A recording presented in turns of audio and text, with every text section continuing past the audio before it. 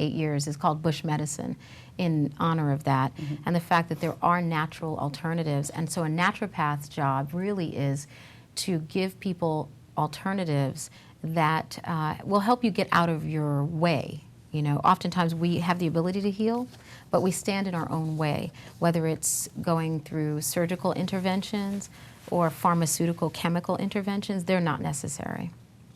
You know, we hear a lot being said today, and I'm just going to go a bit on politics only because it's so topical today, and that is about the president's health plan.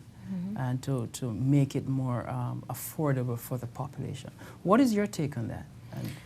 I'm all for that, at the risk of sounding like a complete socialist. I think that when we look at countries where healthcare is more available, then people do have the opportunity to do more preventative work instead of emergent work. Our emergency rooms, I mean, I remember when I was doing emergency room rotations in medical school, it was packed with people who did not have emergencies. They just had no insurance. And so people were filling up these places, which are really for very urgent care, with situations that could have been solved if they had been able to see a physician and felt there was a relationship. And that's the problem too, is a lot of times we don't feel that we have a relationship with our doctor. So we just kind of bounce around to emergency rooms as things arise to that heated level. And then, of course, you have within our committee, especially those in the Caribbean committee, as you said, initially, we wait for the situation to get to a crisis. It's like a toothache. Right. There's not a lot of preventive medicine or healthy lifestyle being practiced. How do you see us changing that paradigm, though? I think the shift is, first of all, realizing that we cannot afford to wait that long, that we could have done better. We could be living longer and a higher quality of life if we did more preventative work on the front end.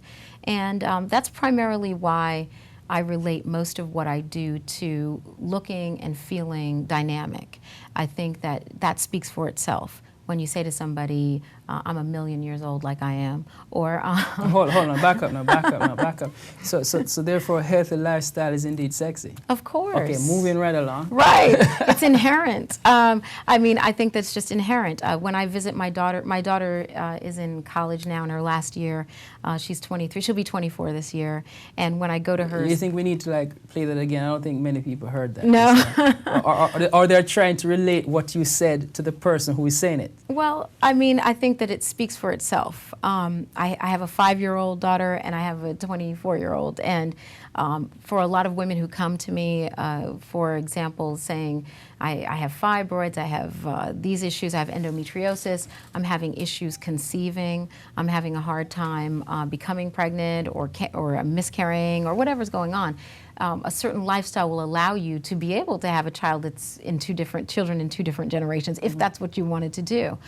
It also allows you not to look like you have children in many different generations. So it really is about appearance and that your outside and inside match.